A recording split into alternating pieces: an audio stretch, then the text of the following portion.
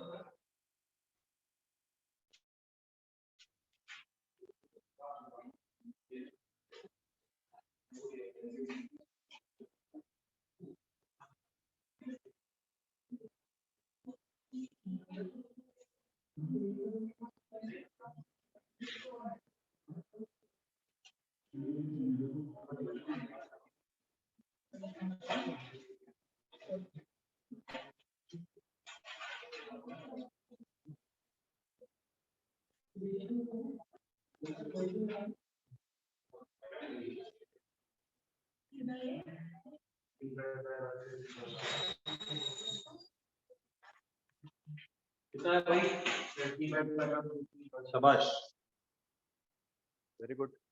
सौरभ कितना है बेटा? T/12 T/6। ठीक है, सौरभ तो अभी लास्ट क्लास अटेंड कर रहा है क्या? लास्ट मतलब? अभी थर्ड वाली क्लास भूगोल की? नहीं सर, मना कर दिए। अच्छा ठीक है, तो आज एक मीटिंग है आप लोग की, है ना, 5-6 बच्चों की, माइक्रो वाले सिलेक्टेड बच्चों की, है ना, 12:30 हाँ बजे से जूम। ठीक है, लिंक आ जाएगा आपके पास, है ना। हाँ सर। शॉर्ट मीटिंग है 10-15 मिनट की प्लानिंग के लिए। ठीक है, चलिए। तो बिल्कुल सही आया भाई, T/12, क्योंकि देखो x equal to A sine omega T, पहले तो हम लोग रखते हैं A sine omega T. x कितना रखना है बच्चों?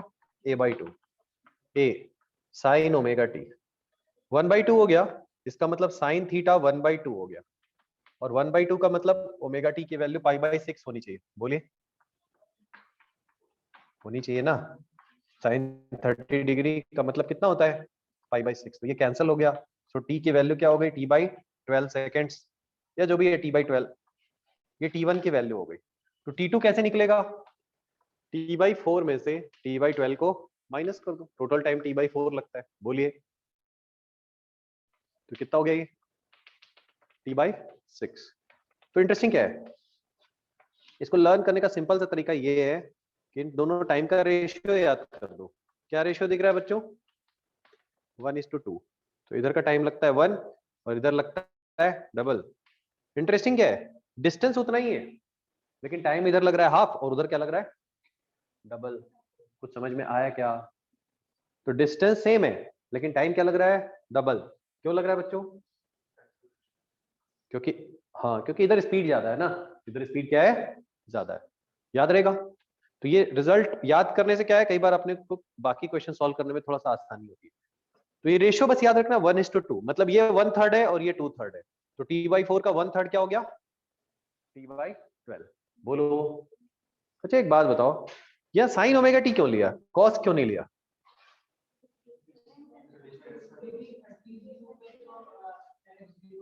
हाँ, t = 0 पे x 0 था, मतलब जब भी पार्टिकल यहां से स्टार्ट करता है तो हम लोग इनिशियल फेज 0 लेते हैं, और जब भी पार्टिकल यहां से स्टार्ट करता है तो कॉस का फंक्शन लेते हैं, याद रहेगा?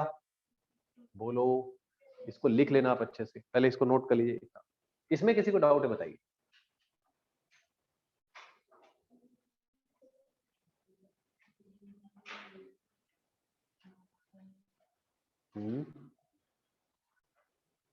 इतना नोट किया?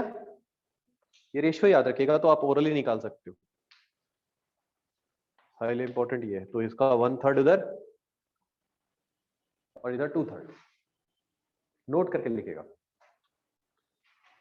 If particle starts from mean position,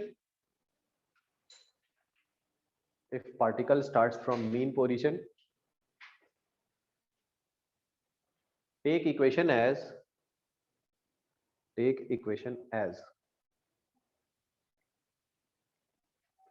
x equal to a sin omega t. This take equation as x equal to a sin omega t.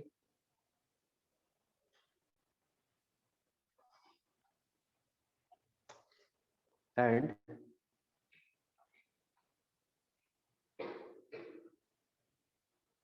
if particle starts from extreme position,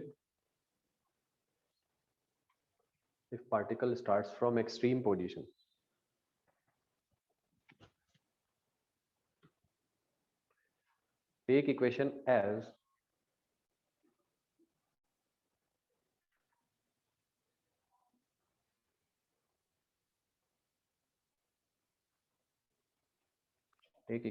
x equal to a cos omega t.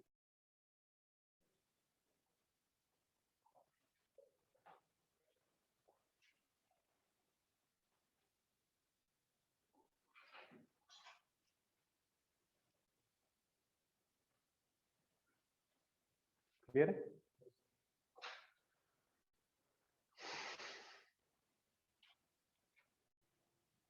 Next, अब इसके problems based on phase लिख लीजिएगा। Problems based on phase और phase difference. Problems based on phase और phase difference.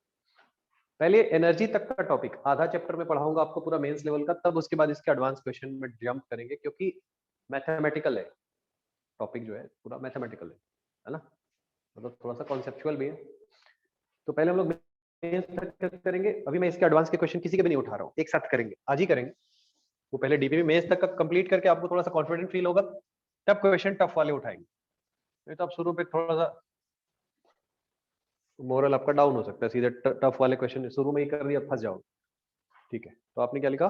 Problems based on phase. Very simple, लिखिएगा, simple सा question. Two particles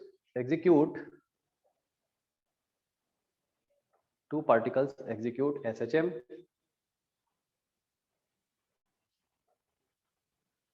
of same amplitude and time period. Two particles execute SHM of same amplitude and time period.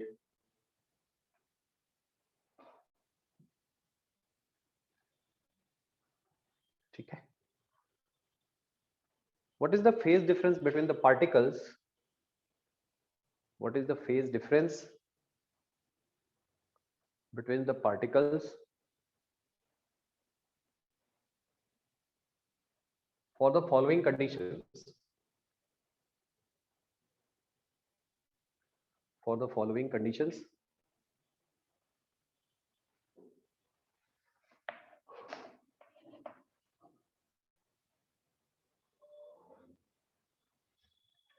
First condition लिखेगा, when the first particle is at mean position, when the first particle is in mean position or is at mean position, moving in positive direction, mean position moving in positive direction.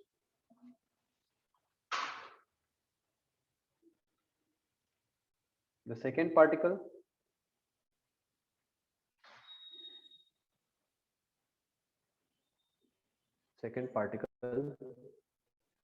is at positive extreme position.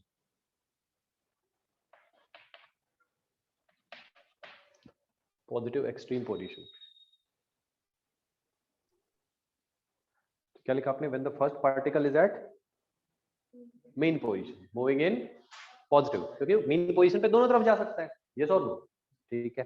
Then second particle is at positive extreme position. Second लिखेगा आप, when the first particle is at left extreme,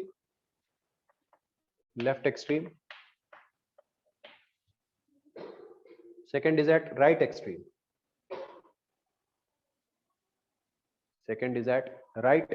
position, second is at right extreme position, RIGST, right extreme position. Third, when the first particle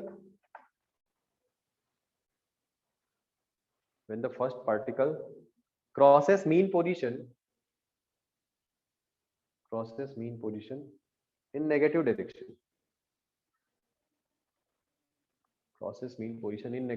मतलब move कर रहा है negative direction में। Then second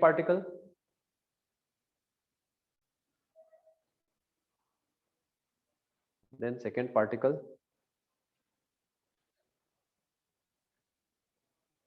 is at positive extreme, position. Next, fourth वाला, both particles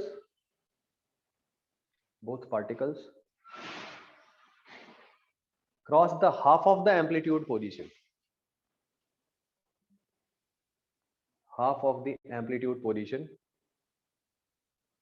moving in opposite direction,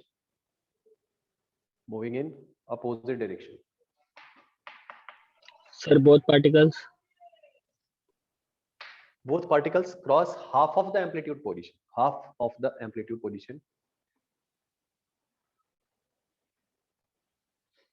moving in opposite direction, ठीक है।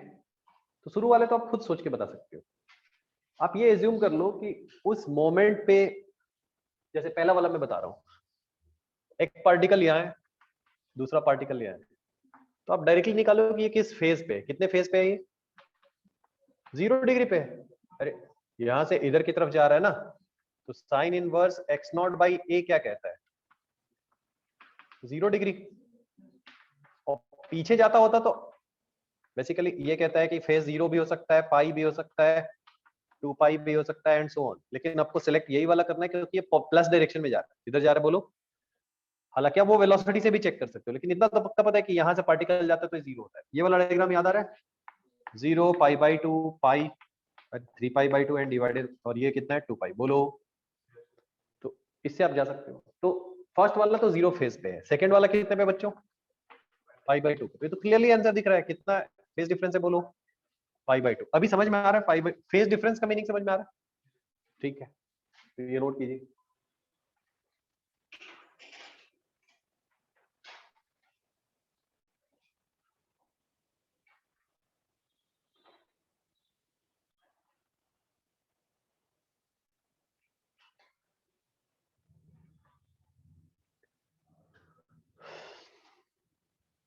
देखिए, phase difference का मीनिंग थोड़ा आप अच्छे से समझो।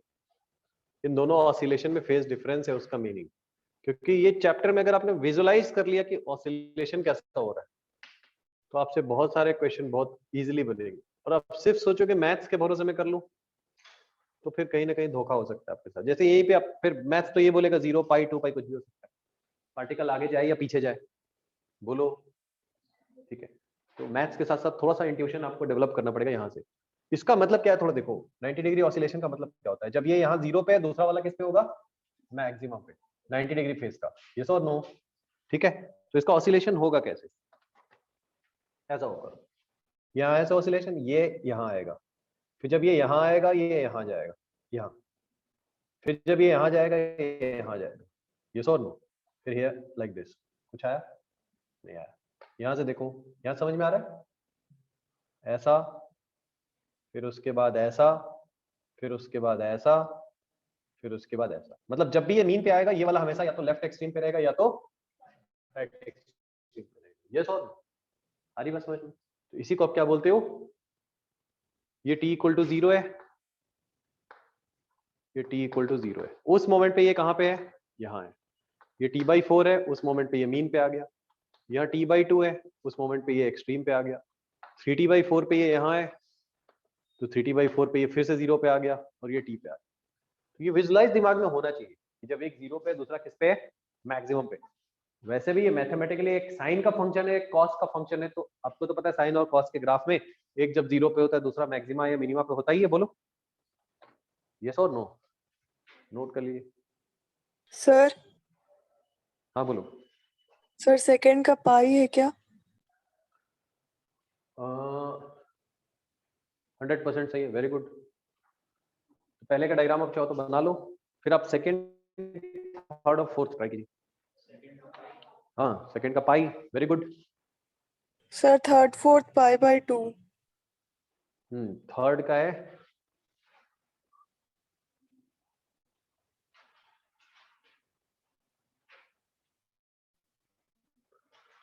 पाई, थर्ड का पाई है या पाई/2 है? पाई/2 है या -पाई/2 है? वाह तो बच्चे जैसे हो गया, जो पूछे लास्ट में वही वाला। मम्मी अच्छे पापा तो पापा, पापा अच्छे मम्मी तो मम्मी। आप लोग सोच के बताओ ना। पाई/2 तो पाई/2, -पाई/2 तो -पाई/2, सोच के बताना ऐसे। हाँ पाई2 -पाई1 निकाल के दिखाना कि क्या आ रहा है, प्लस या माइनस। ये 100% बच्चों से बन सकता है, बताइए।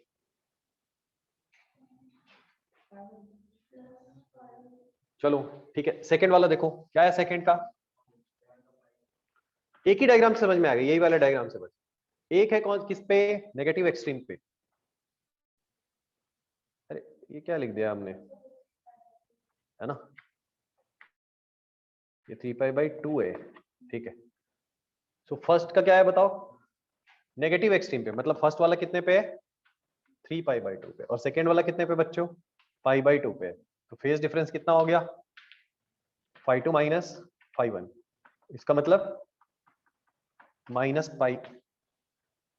बोलो तो आप बोल रहे हो π/2। अच्छा थर्ड वाला सेकंड हो गया क्या हमारा?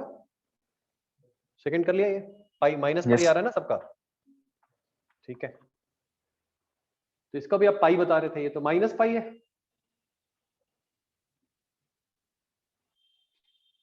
नहीं एक 3π/2 पे है ना, और एक कितने पे बताओ? π/2 पे। तो ये फर्स्ट वाला है, ये सेकंड है। तो आपको हमेशा क्या करना है? φ2 -φ1। हाँ बताओ बेटा। नहीं आ सकता ना फेज डिफरेंस, φ2 -φ1 ही बाय डिफॉल्ट अगर आपसे पूछा है तो इसका मतलब यही आया।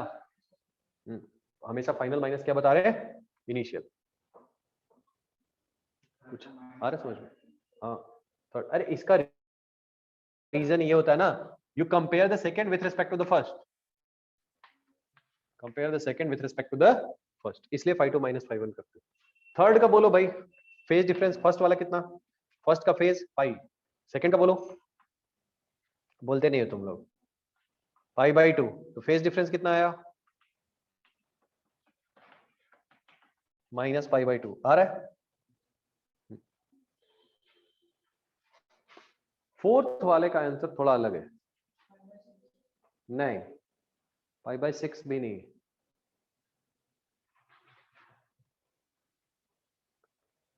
ये थोड़ा ट्रिकी। फोर्थ को सबसे इंपॉर्टेंट टिक कर लीजिएगा। सर 0 है क्या फोर्थ का? नहीं 0 कैसे होगा बेटा? 0 का मतलब क्या होता है? दोनों में कोई डिफरेंस नहीं है, दोनों एक साथ।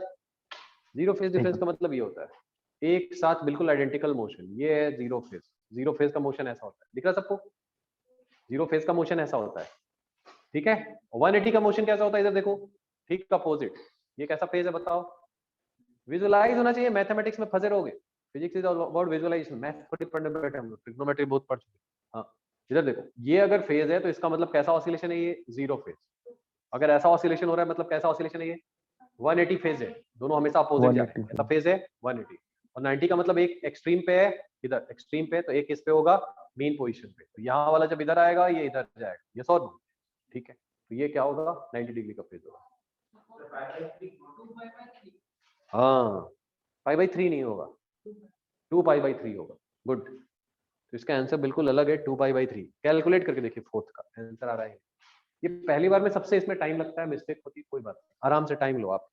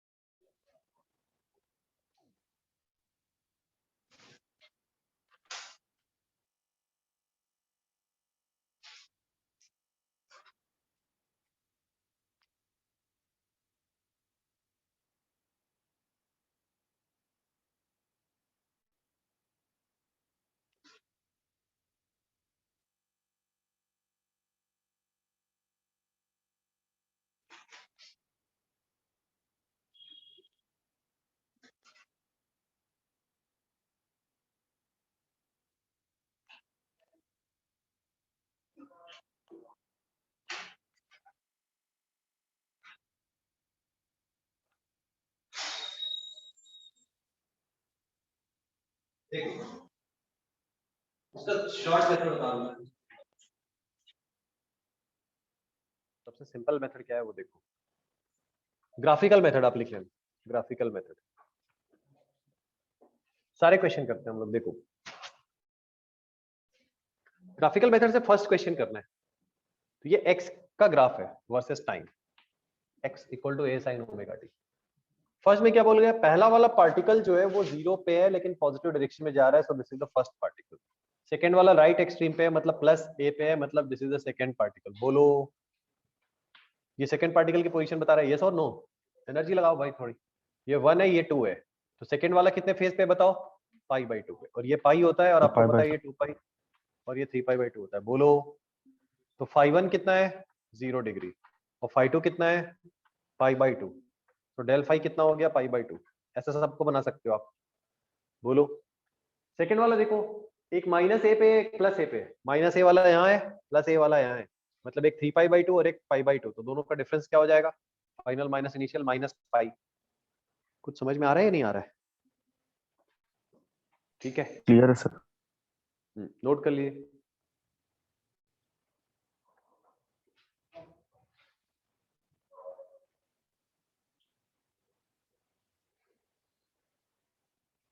मेंस में इसका वेटेज है थोड़ा एडवांस में काफी कम है ऑसिलेशन वेव का, बट इसको आप क्लासरूम में इस लेवल का पढ़ोगे कि एडवांस का क्वेश्चन अगर एडवांस में भी आता है ना ऑसिलेशन वेव का, तो टफ नहीं पूछते, जैसे रोटेशन टफ पूछते है ना, तो आप इसको थोड़ा भी कर लोगे तो आपसे बन जाएगा।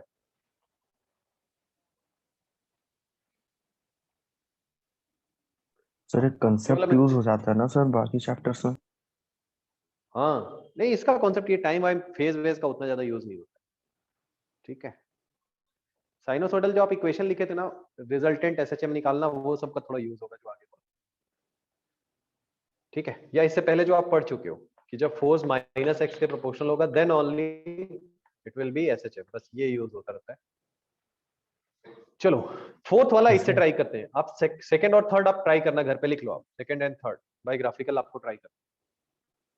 फोर्थ वाला ट्राई करना, इससे करके देखो आ रहा है या नहीं, फोर्थ वाला ग्राफ से।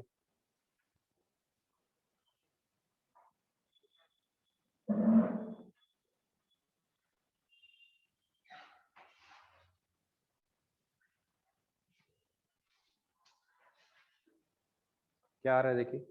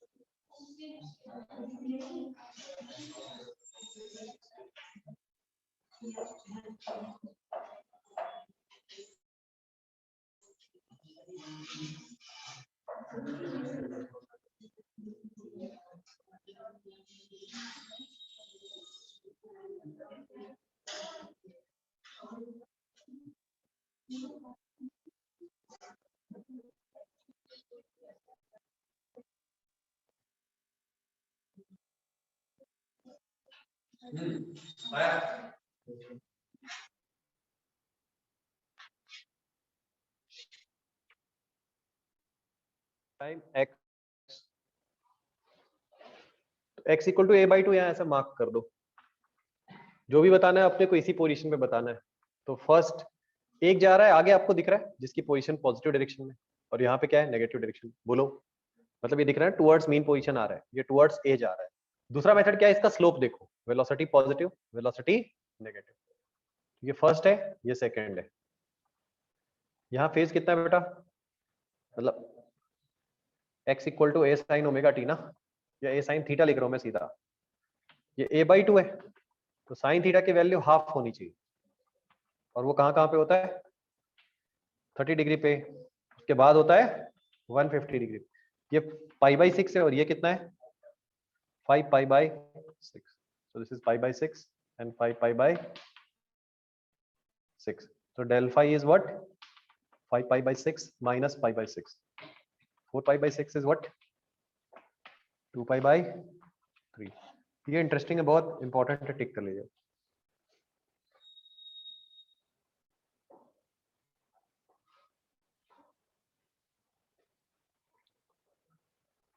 तो वैसे ही अगर आपसे बोल जाएगा √3a/2 की पोजीशन को अपोजिट डायरेक्शन में क्रॉस कर रहे हैं तो फेज कितना होगा, तो निकाल सकते हो 5 1 5 2 करके बोलो। सर ये वाला बताइए तो एक बार और। हाँ देखो बेटा, x की वैल्यू आपको a/2 चाहिए। वो ये पॉइंट भी हो सकता है, ये भी हो सकता है, ये हर जगह पे हो सकता है पॉइंट, लेकिन आपको वही दो पॉइंट सेलेक्ट करने हैं, क्लोजेस्ट पॉइंट, जिसमें से एक की वेलोसिटी पॉजिटिव है और दूसरे की क्या है, नेगेटिव है। तो इसका मतलब पहला पॉइंट ये वाला लेना है, दूसरा ये लेना है। तो साइन के ग्राफ में साइन थीटा की वैल्यू 1/2 कब होगी, पहली बार होगी 30 डिग्री पे, दूसरी बार होगी 150 डिग्री पे। मतलब पहला वाला π/6 फेज में है, और दूसरा वाला पार्टिकल कितने फेज में है, 5 π/6 में। बोलो, बन जाएगा? यस ठीक है, नेक्स्ट आप लिखिएगा। इसके एडवांस क्वेश्चन में भी फेज के कराऊंगा, फेज और टाइम का कैलकुलेशन, ठीक है, लेकिन वो एनर्जी मेथड के बाद करेंगे। ये तो आज पूरा टाइम फेज में ही चले जाएगा। तो आप लिखिएगा energy in simple harmonic motion, energy in simple harmonic motion.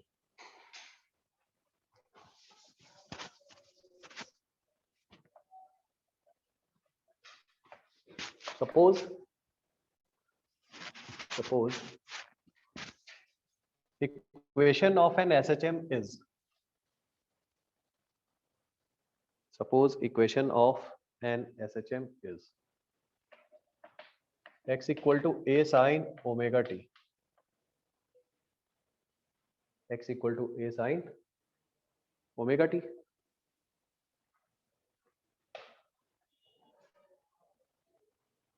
then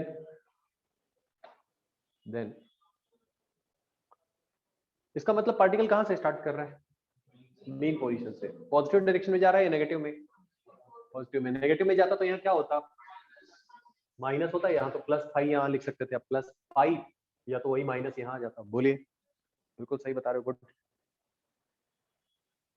then kinetic energy इस पार्टिकल की जो होगी, काइनेटिक एनर्जी क्या होगी, हाफ mv² होगा बच्चों। इधर देखो पहले, v कितना होता है आपको याद होगा, a omega cos omega t, याद आ रहा है क्या? तो this is answer, half m omega square a square cos square omega t is what? Kinetic energy. इस पार्टिकल की काइनेटिक एनर्जी का ग्राफ ये, सॉरी इक्वेशन ये। पोटेंशियल एनर्जी,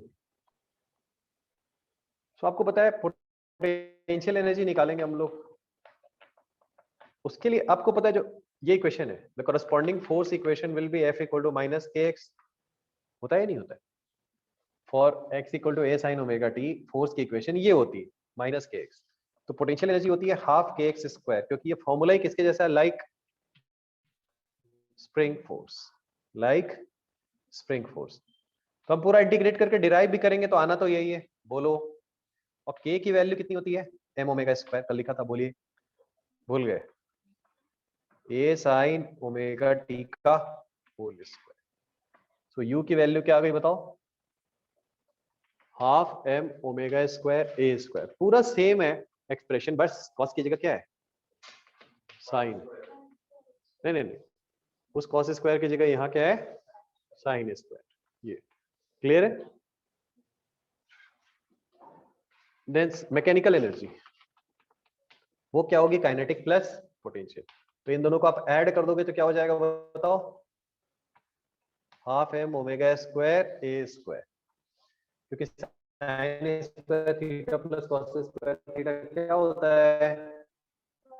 1 होता है। तो ये बेसिकली आपको क्या बता रहा है कि SHM तभी पहले जब टोटल एनर्जी क्या रहेगी? तो एक पेंडुलम पे अगर एयर का फ्रिक्शन लग रहा है तो वो SHM नहीं है, वो डैम्प्ड ऑसिलेशन है। That is oscillation but not SHM, oscillation but not SHM। Yes और नो? एनर्जी का लॉस नहीं होना चाहिए। एक स्प्रिंग मास सिस्टम में फ्रिक्शन वाली सरफेस पे रख देंगे तो उसमें क्या नहीं होगा? SHM नहीं होगा, क्या होगा? ऑसिलेशन। कुछ आ रहा है? तो कहीं भी एनर्जी का लॉस वाला कोई डिवाइस है या कोई फैक्टर है तो SHM नहीं होगा। जैसे आपने LCR सर्किट में भी पढ़ा है कि रेजिस्टेंस अगर आ गया तो वो simple harmonically LC oscillation sustain नहीं करेगा, एनर्जी का लॉस होगा। यस और नो? पढ़ा है नहीं पढ़ा है LCR सर्किट? ये नोट कर लिए, बहुत सिंपल सा एक्सप्रेशन है। डिस्प्लेसमेंट को डिफरेंशिएट करके वेलोसिटी निकाल दिया, उससे काइनेटिक एनर्जी निकाल।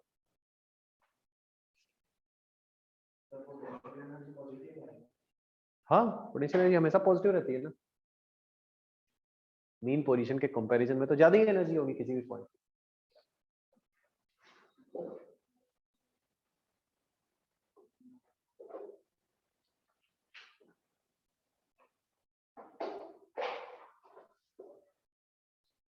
सौरभ, तू भूगोल के बैच में ऐड हो गया है? कनिष्क, सौरभ? हाँ सर। Yes sir. ठीक है, मतलब आपको कल डीपी मिली थी कल वाली? हाँ यस सर। ठीक है ठीक है। तो आप लोग अगर आओगे ऑफलाइन ना तो उसका हार्ड कॉपी भी ले लेना, हाँ कॉपी में स्टिक कर देना। हाँ सर। क्योंकि बेसिक, हाँ बेसिक क्वेश्चन देखो, मैं अब हमेशा बोलता हूँ आपको, बेसिक क्वेश्चन में कराऊंगा आपको क्लास में, घर पे आपको बेसिक बेसिक ज्यादा नहीं करना है, थोड़ा एसिडिक करना है। मतलब सीधे इंट्रोडक्टरी उठाना है, सॉल्व करना है। बेसिक क्वेश्चन जब आप एकदम से डीसी पांडे में भी आपको कई बार फील हो रहा है नहीं नहीं बन रहा है, तभी के लिए ज्यादा बेसिक सॉल्व करने की जरूरत नहीं, सीधे डीसी पांडे से स्टार्ट हो जाएगी। नोट किया? तो नोट करके लिखिएगा आगे, सबसे इंपॉर्टेंट चीज, पहला point. In any SHM, mechanical energy must be conserved.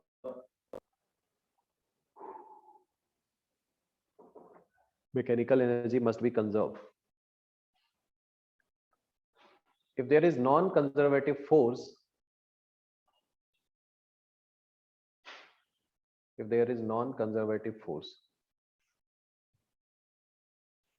like non-conservative force, there is Sir, mechanical energy must be conserved. हाँ, in any SHM, mechanical energy must be conserved. Full stop. If there is any non-conservative force, non conservative force like air friction और friction, etc. Then SHM is not possible. SHM is not possible.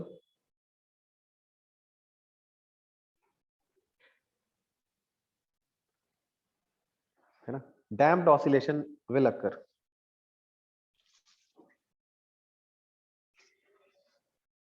Damped oscillation will occur. जब भी friction लगेगा तो क्या होगा? Damped oscillation.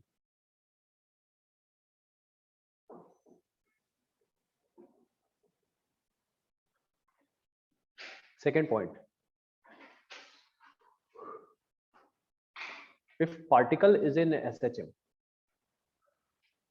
ये सारे points बहुत इंपॉर्टेंट है. If particle is in SHM, then kinetic and potential energy, kinetic and potential energy are in oscillation,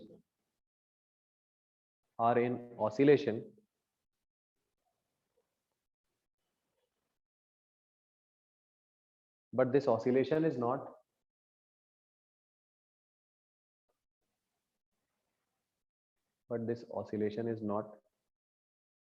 simple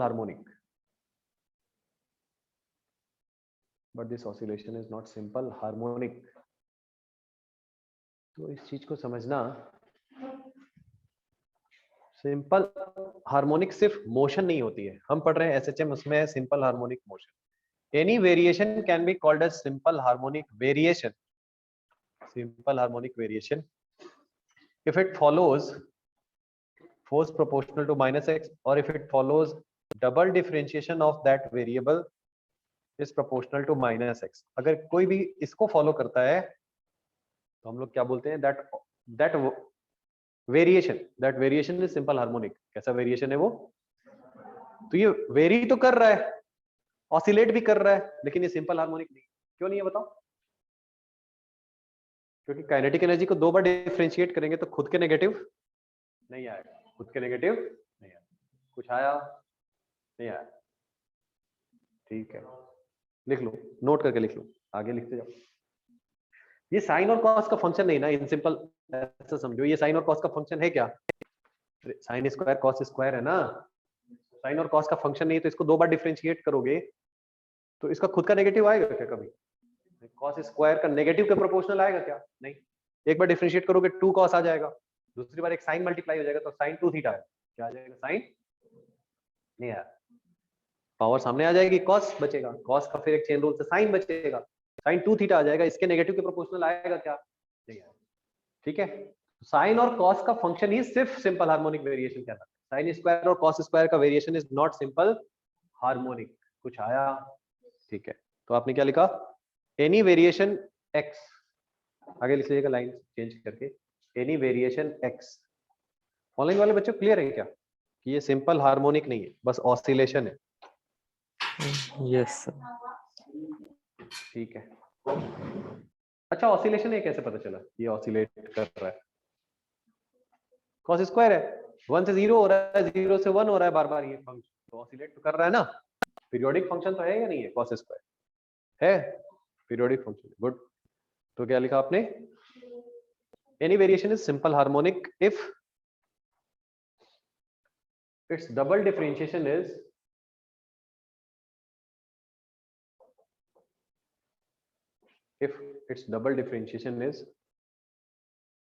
proportional to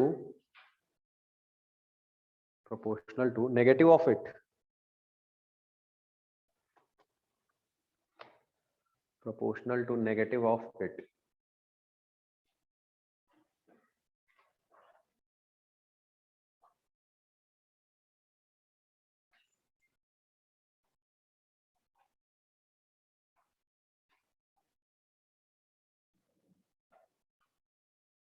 clear है क्या? इसका खुद के नेगेटिव के प्रोपोर्शनल होना चाहिए. ठीक है. अभी इसको डिटेल में लिखेंगे, पहले थोड़ा और आगे लिख लेते हैं। If frequency of SHM is small f, frequency of SHM is small f, then frequency of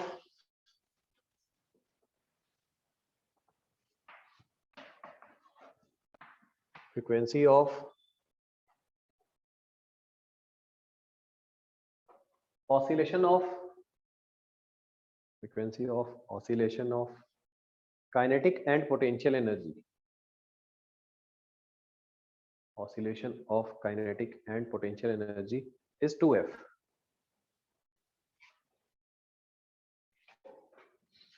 is 2f. इसकी फ्रीक्वेंसी अगर f है तो इसकी क्या होगी 2f, और पोटेंशियल की भी क्या होगी 2f. अच्छा, मैकेनिकल की क्या होगी फ्रीक्वेंसी?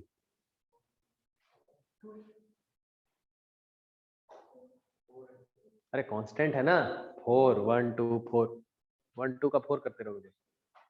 कांस्टेंट का फ्रीक्वेंसी कितना होता है 0, उसका फ्रीक्वेंसी क्यों होगा लिख लो अब। And frequency of mechanical energy is 0, and frequency of mechanical energy is 0।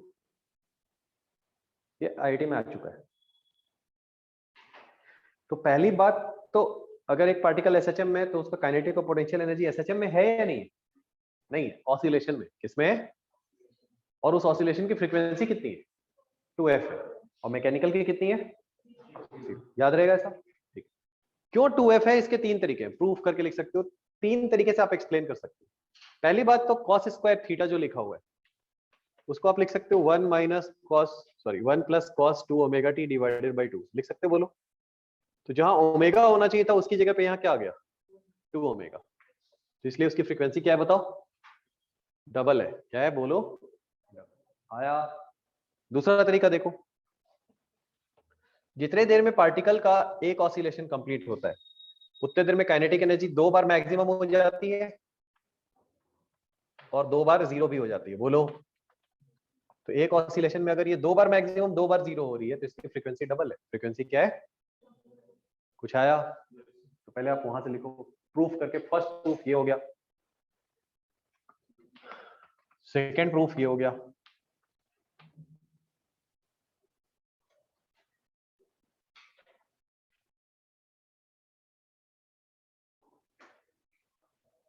ठीक है।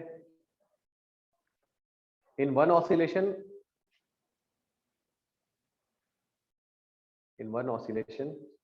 kinetic energy becomes twice maximum and twice zero. In one oscillation kinetic energy becomes twice maximum and twice zero.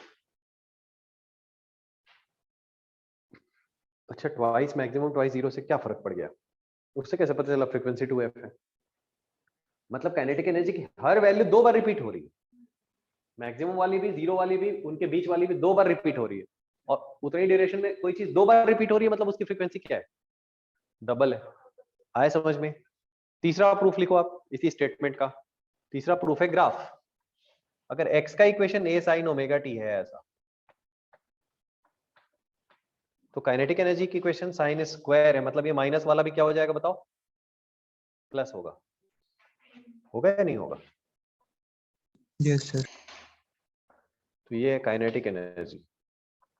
कहां तक जाएगा ये? जहां भी जाए, half M omega square ए square तक जाएगा वैसे। बट जितने देर में इसका एक साइकिल कंप्लीट हो रहा है उतने देर में इसका कितना कंप्लीट हो जा रहा है? 2 साइकिल। इसका हुआ 1 साइकिल, इसका हो गया 2 साइकिल, तो इसकी फ्रीक्वेंसी डबल है या नहीं है? बोलो। ठीक है, तो एकदम क्रिस्टल क्लियर दिखना चाहिए आपको कि इसकी फ्रीक्वेंसी डबल, रटना नहीं। 3 एक्सप्लेनेशन समझ में आ रहा है? क्या क्या एक्सप्लेनेशन है बताइए? 3 एक्सप्लेनेशन क्या क्या बताया कि काइनेटिक एनर्जी की फ्रीक्वेंसी डबल होगी, बताइए।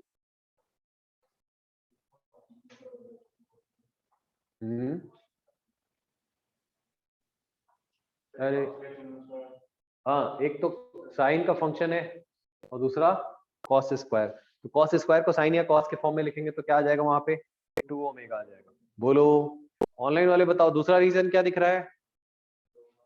2 बार मैक्सिमम 2 बार मिनिमम हो रही है, लेकिन एम्पलीट्यूड को देखो, एक ही बार मैक्सिमम पे जा रहा है, एक ही बार मिनिमम पे जा रहा है। बोलो, इसका मतलब इसकी फ्रीक्वेंसी डबल हो। तीसरा एक्सप्लेनेशन क्या है? ग्राफ से ऐसे बनाएगी तब तो क्लियर होगा ना कि एक टाइम पीरियड में ये कहां तक कंप्लीट हो रहा है, या इसको 2 पाई लिख सकते हो आप।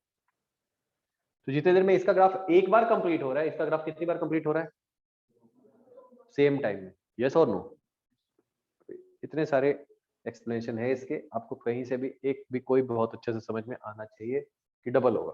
इससे सबके सब सिंपल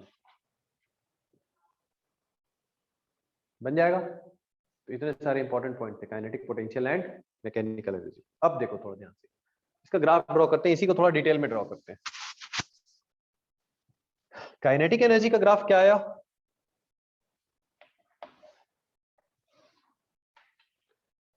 कॉस स्क्वायर या साइन स्क्वायर?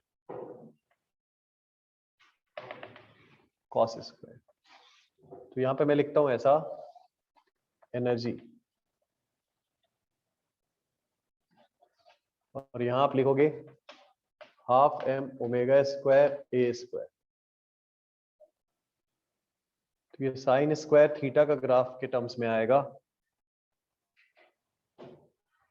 ऐसा, और कॉस स्क्वायर के टर्म्स में आएगा ऐसा।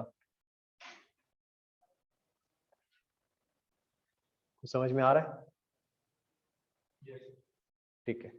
तो आप बताओ इसमें से कौन सा ग्राफ साइन का काइनेटिक का है, कौन सा पोटेंशियल का है? ये वाला क्या है? शाबाश, ऑनलाइन वाले सबको बताना है। और ये वाला क्या है? वो 0 पोटेंशियल से स्टार्ट है। और ये वाला क्या है? Mechanical energy. क्लियर है क्या सबको? And this graph is with respect to time, और ओमेगा टी भी लिख सकते हो आप।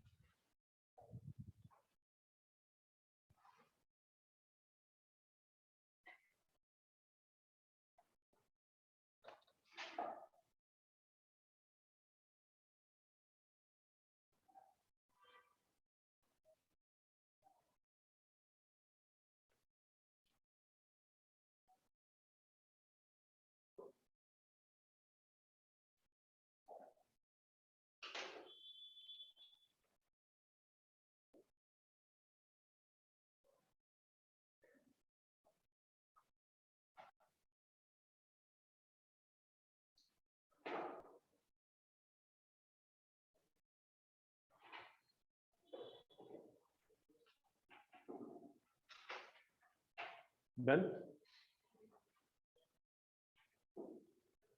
और नेक्स्ट लिखना variation of energy with displacement.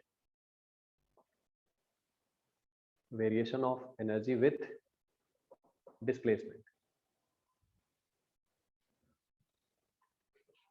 तो देखिए काइनेटिक एनर्जी क्या है? हाफ एम ओमेगा स्क्वायर, ऐसा समझो आप, हाफ एम वी स्क्वायर।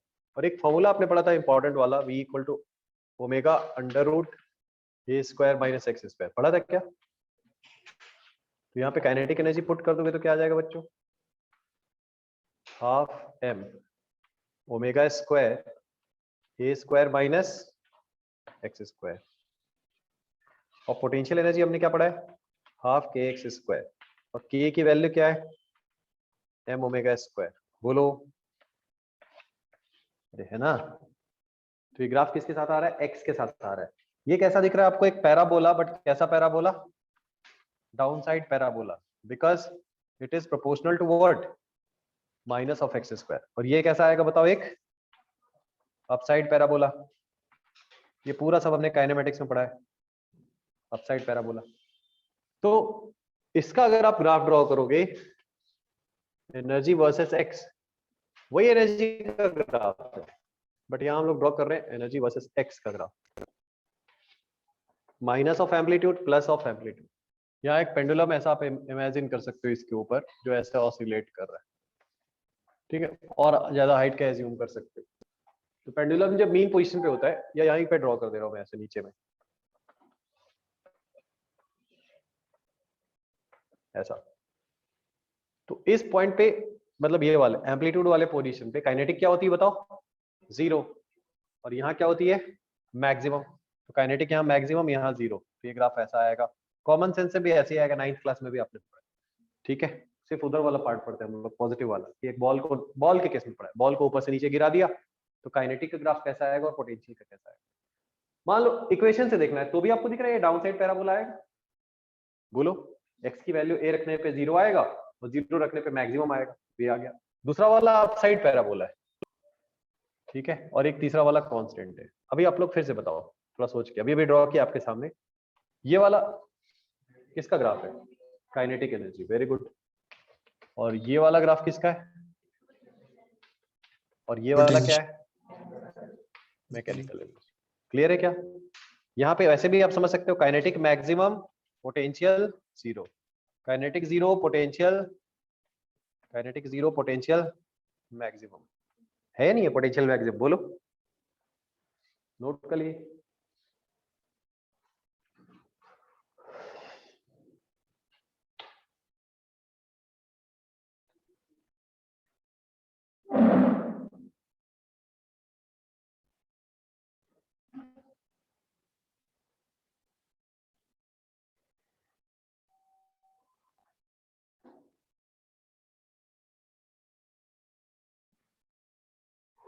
तो आपसे राइट साइड वाला ग्राफ पूछ भी सकते हैं, क्योंकि मैक्सिमम और जीरो तो सबको पता होता है, लेकिन कुछ लोग ऐसा डायग्राम बना देते हैं, ऐसा, ये भी एक ऑप्शन दिया रहेगा ऐसा, तो आपको पता है ये ग्राफ ऐसा आना चाहिए, ऐसा नहीं आ सकता। मीन पोजीशन पे मैक्सिमम तो है बट ऐसा नहीं आ सकता, ये तो आपको देखना है कौन सा अपसाइड पैराबोला है, कौन सा डाउन साइड पैराबोला। यहां से भी दोनों को देखोगे ऐड करके तो क्या आएगा, हाफ एम ओमेगा स्क्वायर ए स्क्वायर आएगी, बताइए वैल्यू।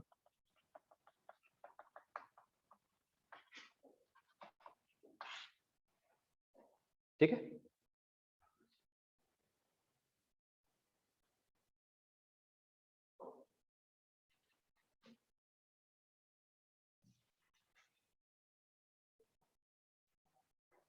चलो अब एक क्वेश्चन आपको लिखना दिखाई, थोड़ा सा वो डीपीपी दिखाई जो कल मिली थी आपको, एक इंटरेस्टिंग क्वेश्चन, ये नहीं इससे पहले वाले, हाँ।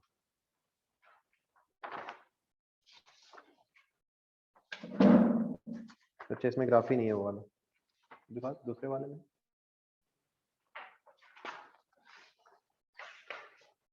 नहीं ये मैं ड्रॉ करा दे रहा हूँ, आप लिख लो। A pendulum starts from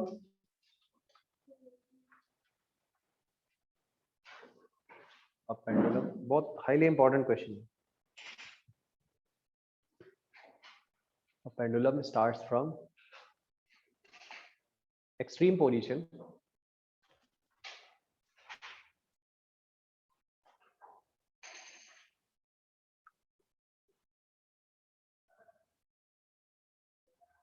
and executes SHM.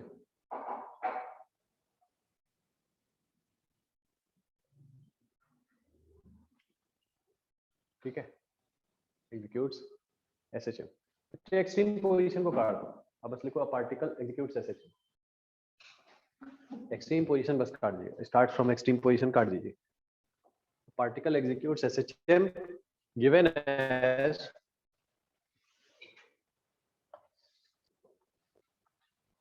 given as x equal to a cos omega t,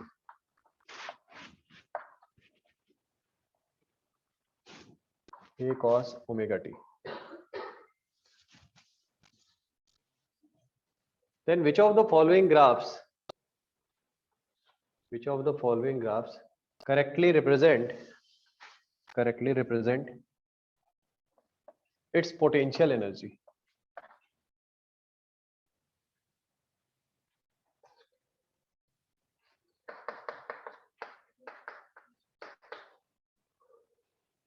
its potential energy, ऐसा लिखो 1 2 3 4, ऐसा लिखो 1 2 3 4।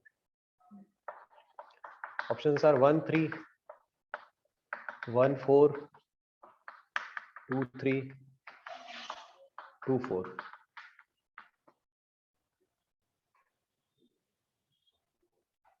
ठीक है, ये बना लीजिए, ये बनाना है आपको, ये क्वेश्चन का डायग्राम है, ये दोनों फिर से बनाना है, वो तो थ्योरी लिख रहे थे आप।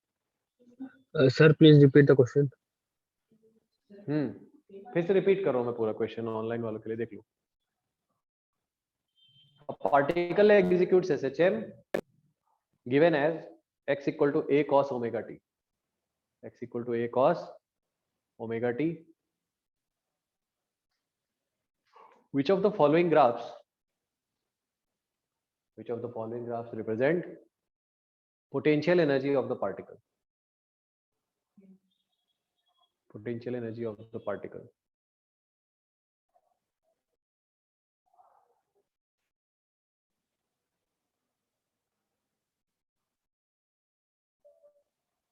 ये ऑप्शंस है आपके पास, ए डी। देखते हैं किसका कितना आ रहा है, पहले सुन लेते फिर बताओ। बी, शाबाश, ए आ गया, बी आ गया, डी आ गया, A. सी आ जाना चाहिए। सी क्यों नहीं आ रहा है? Sir B. बी ज्यादा लोग का आ रहा है। और ए और डी एक एक लोग का है बस। डी, सी कैसे नहीं आ रहा है? ठीक क्वेश्चन नहीं बना लगता है। सब आना चाहिए, सब बढ़िया क्वेश्चन हुआ।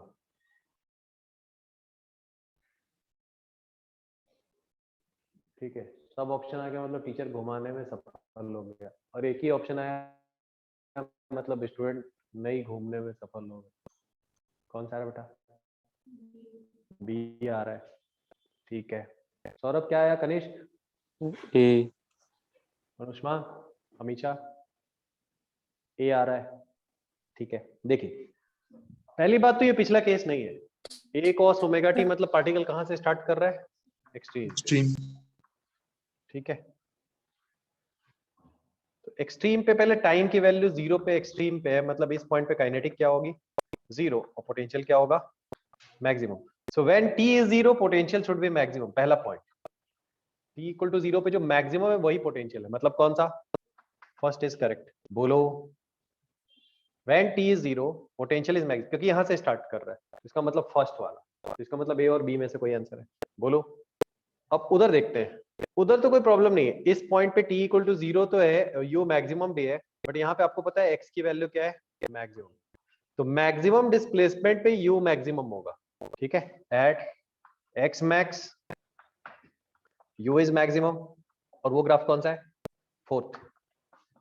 तो 1 and 4 is what? B option. समझ में आया?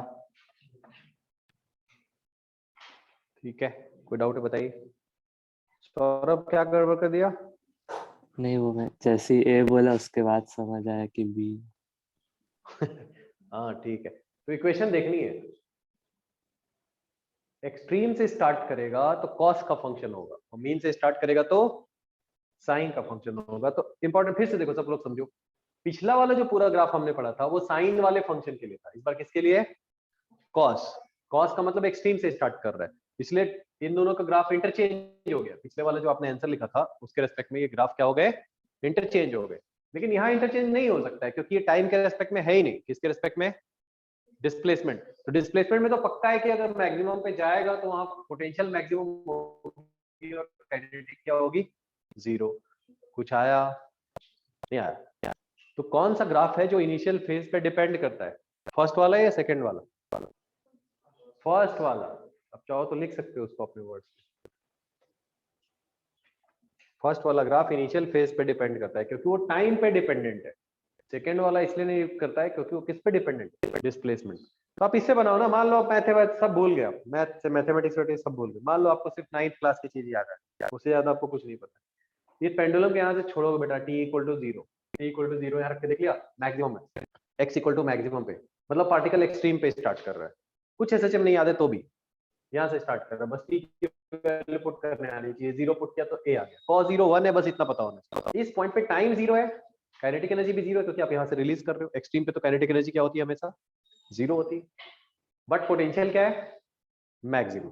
तो k0 और u मैक्सिमम होना चाहिए, k0 और u क्या होना चाहिए? तो जो u है वो मैक्सिमम, मतलब ये वाला पोटेंशियल एनर्जी है, फर्स्ट वाला। दूसरी बात, उसी मोमेंट पे x क्या है? Maximum. When x is maximum u is maximum, x maximum u maximum, मतलब कौन सा ग्राफ है? 4, तो एक 1 है और दूसरा क्या है 4 है, so 1 and 4 are the answers, बन जाएगा। तो कौन से ग्राफ इंटरचेंज हो गए, विथ रेस्पेक्ट टू टाइम वाले या विथ रेस्पेक्ट टू डिस्प्लेसमेंट वाले, टाइम वाले, और कौन से सेम रह गए, डिस्प्लेसमेंट वाले, बन जाएगा।